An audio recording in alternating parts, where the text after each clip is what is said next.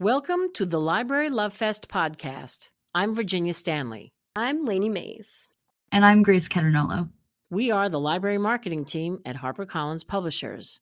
Join us every week as we present buzzworthy books through author interviews, conversations with editors, and expert opinions from librarians like you. Enjoy the show. Book Buzz, HarperCollins Book Buzz. Check it out. Do-do-do, Book Buzz, HarperCollins Book Buzz. Brought to you by Library Love Fest. Hi, everyone. Welcome back to the Library Love Fest podcast. I am Lainey Mays, a third of the library marketing department at HarperCollins, and I'm joined by my colleague, Virginia Stanley. Hi, everyone. Happy to be here.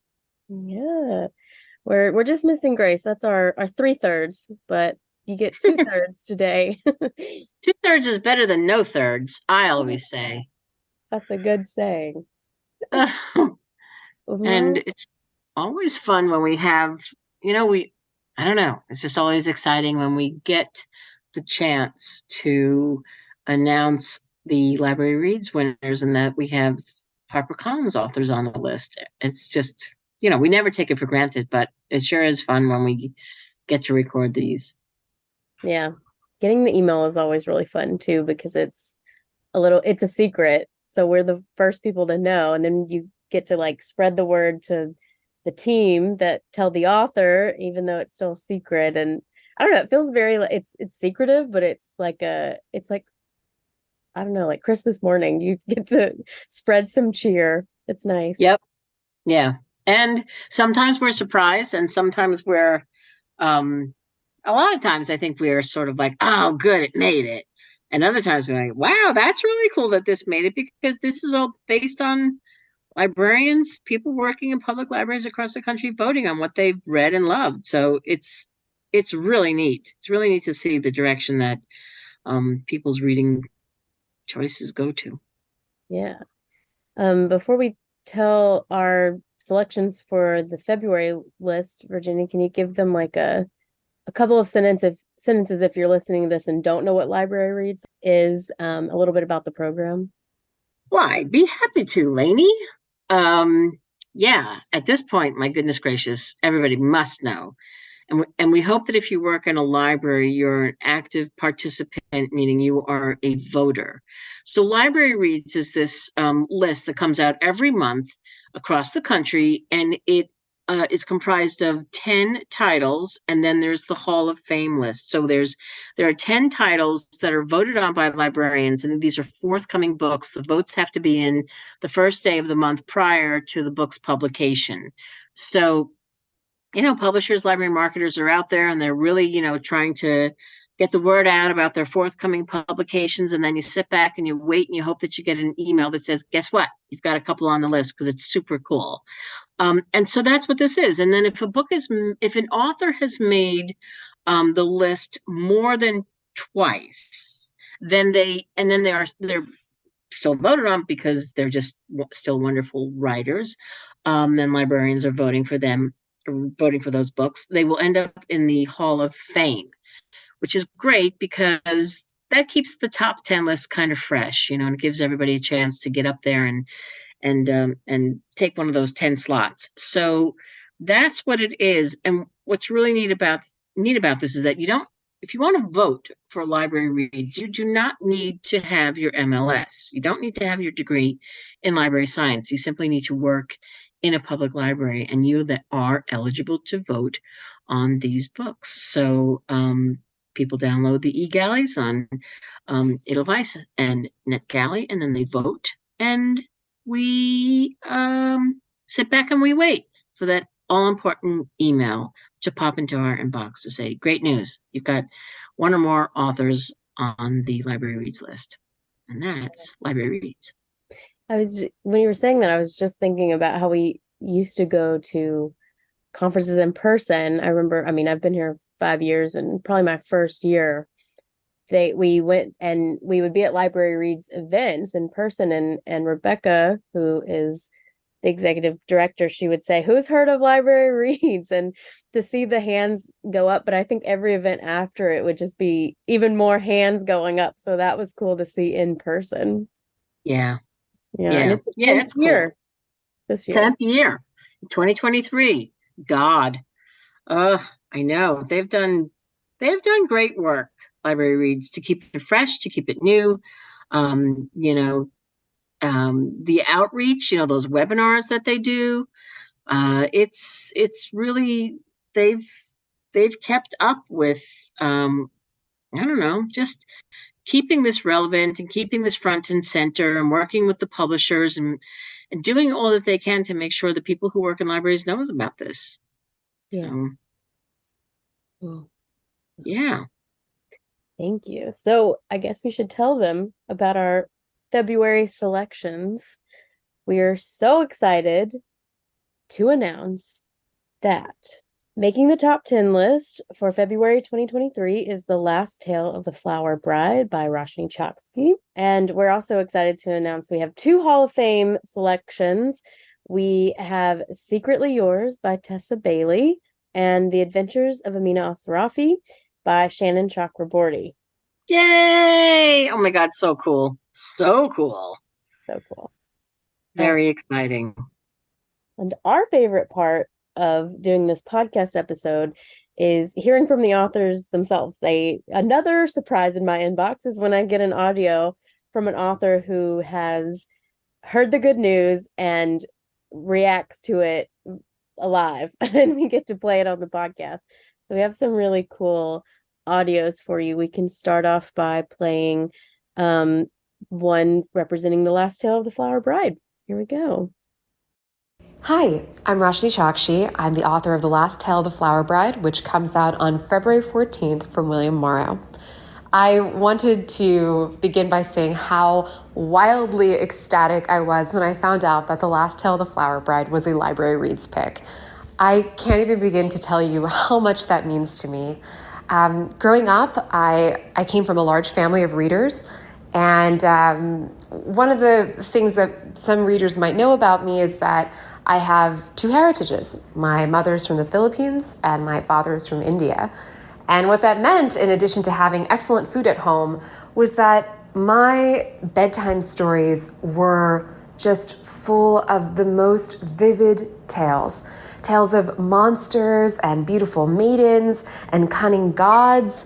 It was full of myth and adventure, and it drew from these long traditions in Hindu mythology and Filipino folklore. But for me, growing up, bedtime stories were one thing. There were the occasional rare books that explored some of those stories. But for me, what heightened and cultivated my imagination even more was the learning and the story direction that I got from librarians afterwards. Growing up in the South, it was hard in many ways to find stories where characters looked like me, or where there were people on the cover that reminded me of my loved ones. And I remember as a kid going to my librarian and asking if they had any stories like the ones that my parents had told me. And I'll never forget that there was a look of heartache on many of their faces. And they have no choice but to tell a kid that there aren't any stories for them in that way. And yet I remember being comforted because they would say, well, maybe one day someone will write those books. But for now, have you ever explored this? Have you ever explored this story? They introduced me to the Chronicles of Prydain.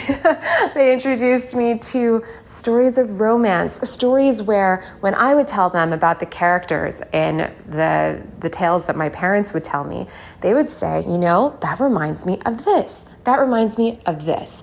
And what it did ultimately was it cultivated a sense that we were all telling the same stories over and over again. And this is something we say, I think, with a certain amount of glibness, right? There are only so many stories under the sun. But for me, it felt like I was being let in on a secret, that I was being welcomed with open arms into this long tradition of telling stories where we all want and crave the same things, where we are frightened of the same things, of losing love, of losing our place in society, and that it doesn't matter where we come from or what we look like. We share those dreams and we share those fears. In many ways, The Last Tale of the Flower Bride is a celebration of stories. It is a Gothic fairy tale. It is an exploration of the vitality of the stories that we tell ourselves to survive. And in many ways, I was thinking about the original mythic tradition, right? The sense that we had folklore and myths to explain the unexplainable, whether that was the natural phenomena of the changing of the seasons, or even why you were trying to explain why bad things sometimes happen to good people. And that was something I really grappled with when I was writing The Last Tale of the Flower Bride. I wanted to pay homage to the Gothic tradition with my own Gothic manor, my own strange marriage, and secrets at the heart of something that is fundamentally rotten. But at the same time, I really wanted to show how all the characters in the novel, the bridegroom, Indigo, and Azure, they needed fairy tales and myths the way I needed them. They needed them to give context around their lives, to give context for their feelings, to reassure them, to validate their fears. And to me, I would not have had those experiences in my life without libraries and without librarians. So sorry if I rambled a bit, but I really just cannot express how grateful I am to be a Library Reads Pick. And I cannot wait to share this story with you when it comes out on February 14th. Thank you so much. Ah, I know. that's beautiful. It was. It was such an impassioned ode to libraries and librarians and the stories that they hold and keep and share, but also, like, how far we've come and how far we can keep going with these stories. They said one day we'll have these stories, and she said, I'm going to write them. And I love it. Pretty wonderful. Pretty wonderful. Good for her. So next, let's move on to the Hall of Fame list. We have a note from Tessa Bailey. This is good. Hello, Library Reads listeners. This is Tessa Bailey. I just wanted to come on and say thank you so much for making Secretly Yours a Library Reads Hall of Famer. I don't know what to say. It just means so much to me.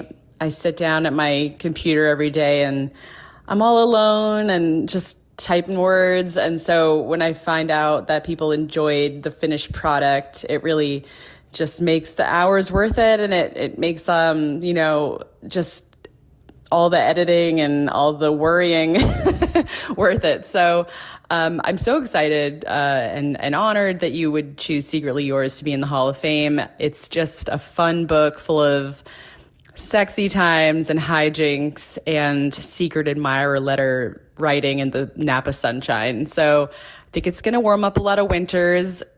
That's all I can hope for. And thank you again so much for putting Secretly Yours in the Hall of Fame. It means so much to me, and have a great rest of your January. Bye. I love that. She's like, sexy times. Some swagger.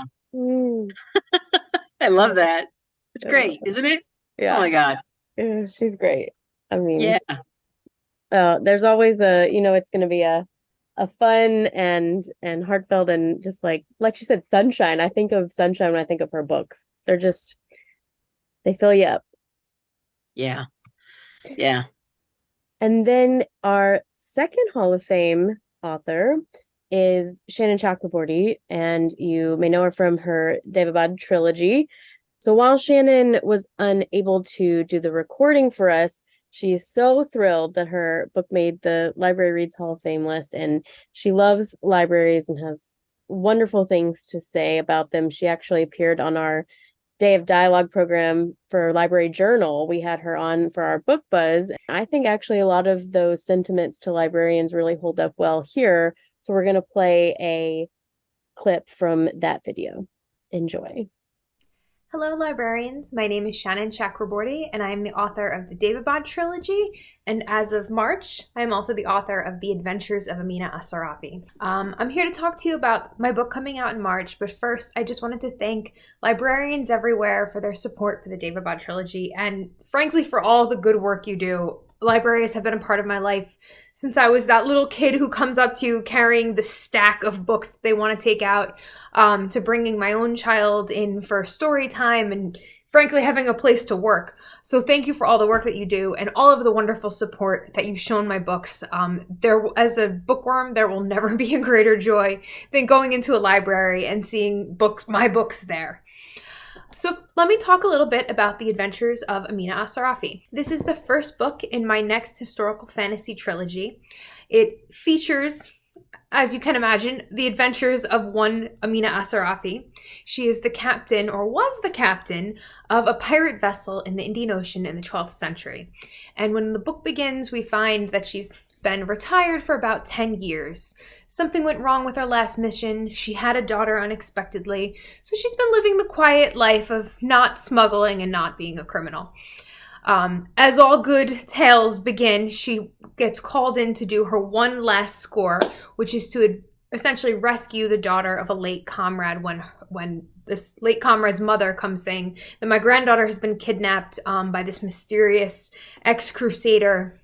Please come help us find her.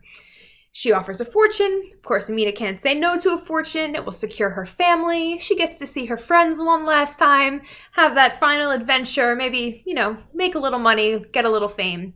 She goes, but she no sooner starts collecting her crew, her very enigmatic mistress of poisons, her navigator, her best friends. She pulls back her ship. Then she starts finding out that, of course, the grandmother may have been concealing some information. There's way more to this girl's disappearance than she would have ever expected, and that magic is involved. And this is where the fantasy elements come in. We learn that AMINA has had some very negative brushes with magic. And the man looking for her, not only who has kidnapped this girl, is essentially an aspiring sorcerer who wants to use her to track down all sorts of hidden artifacts and magics from all over the Indian Ocean.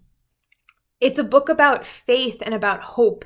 I know personally I've needed a story that it offers some escapism and focuses on very serious issues, but also just feels warm and humorous. It was my goal to kind of really talk about older characters finding faith and heart and humor and community later in life. I think that's important for us. I don't think we should be letting just all the young things have all the adventures.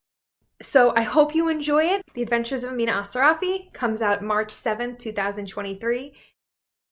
Congratulations to all of our authors. This has just been such lovely news to get, but also to put all this together. I find myself smiling listening to their audios. So just know that they are so thankful for making the list, and thank you for making that happen. Yes, without the votes, this doesn't happen. And having these authors make the Library Reads list is not just for the sake of making the list. I mean, there's a long tail effect with this because librarians make it their business to amplify this within their library. And so, shelf talkers and flyers and, there's so many books out there.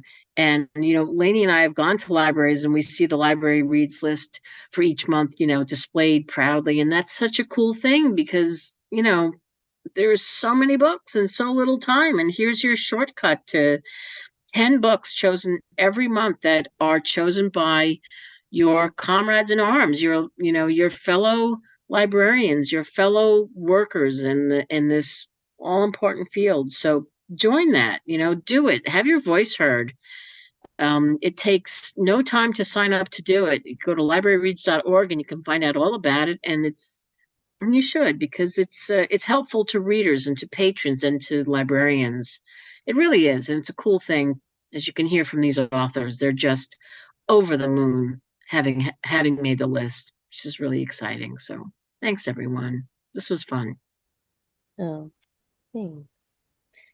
Just a reminder that if you would like more library reads suggestions for the next month, because the next round of voting is up soon, you can sign up for our newsletter at librarylovefest.com. We send those out and you'll be ready for the next month. You can download those e-galleys. And we have just announced that we're redoing our podcast. So we have a big episode the first of the month, and then we're going to continue with these library reads minisodes. So keep an eye out. February 1st, we should have a new podcast episode for you with lots of more reading suggestions. And we hope you are having a great start to the new year. Yeah. Happy New Year, everyone. Stay safe, be well, and keep reading good books. There's so many out there, and we're so lucky to be able to try and make that connection between our authors and you and your readers. So win-win. Win-win-win. There's so many wins. Bye, everyone. Bye. Thank you for listening to the Library Love Fest podcast. For more information on this week's episode, go to librarylovefest.com. Enjoying the show? We would love to hear what you think. Find us on Facebook and Twitter at Library Love Fest and on Instagram at Harper Library. Be sure to rate and review us on Apple Podcasts and share the show with a friend. See you next week.